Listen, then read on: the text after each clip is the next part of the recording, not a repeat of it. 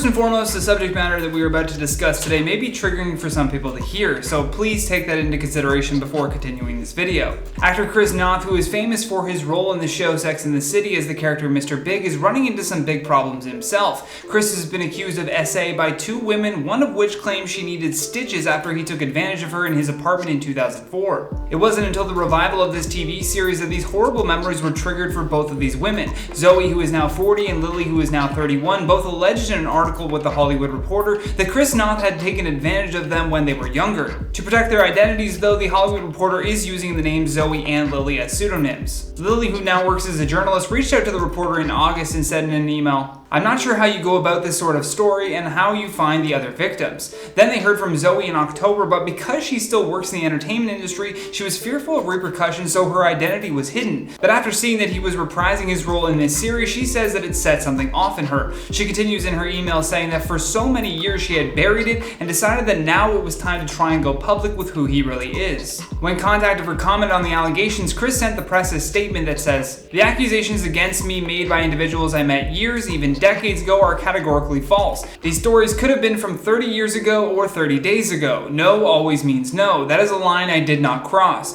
The encounters were consensual. It's difficult not to question the timing of these stories coming out. I don't know for certain why they are surfacing now, but I do know this, I did not assault these women." After Zoe had graduated from college in 2004, she moved to LA to work at a high-profile firm where Chris and other celebrities would frequent for business. She recounted her interactions with him and says, "He would walk by my desk and flirt with me. He somehow got my number from the directory and was leaving messages on my work phone. My boss was like, 'Mr. Big's leaving messages on your voicemail.' Her former boss even confirmed witnessing the pair speaking at Zoe's desk numerous times and did find it odd that Noth, who was 49 at the time, was not only being flirty with the 22-year-old Zoe, but also getting her phone number. However, she never found it alarming because this was peak Sex in the City. He was like a god to us." Chris lived in New York, but while he was in Los Angeles, he invited Zoe to come to the pool at a building in West Hollywood where he had an apartment. She just so happened to have a friend that was staying in the exact same place and had been to the pool often, so she and her friend went to the pool to meet up with him. Zoe recounted him asking questions about her major and what she studied, and he also had a book with him and asked if she would take a look at it because he was planning on doing a project based on that book. Then apparently he had to go take a phone call in his apartment, and in doing so he told Zoe that whenever she was done looking through the book to bring it back to his apartment. She was flattered that he would even ask for her opinion even though she had only been in Hollywood for 2 months. However, when she went to return the book to his apartment, that's where things took a turn for the worst. As he opened the door, he kissed her as she stepped through. Zoe returned the kiss thinking that it would just be a great story to go back to her friend with.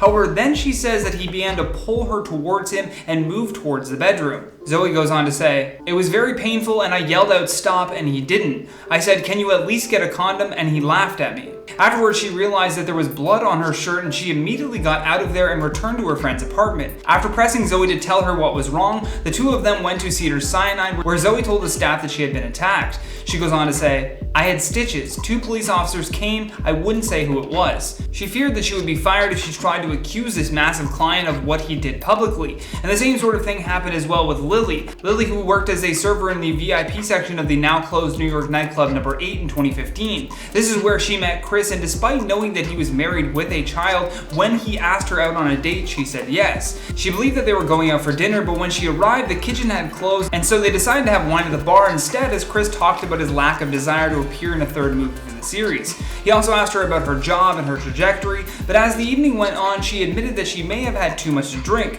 though she was nowhere near blacking out. Chris then tells her that his apartment was right around the corner and that he had a collection of whiskeys that they could sample. She says that she now finds it humiliating that she didn't see the signs earlier. She honestly believed that they would just go back to his apartment, drink whiskey, and talk about his acting career. Unfortunately, that's not what happened. He started to kiss her and she cautiously entertained it until stopping to remind him that he was married with a child, to which she says he replied that marriage was a sham and monogamy was not real. The next thing she knows is he was taking advantage of her, for lack of a better descriptive word that YouTube will let me say. When it was over though, she says, "I went to the bathroom and put on my skirt. I was feeling awful, totally violent.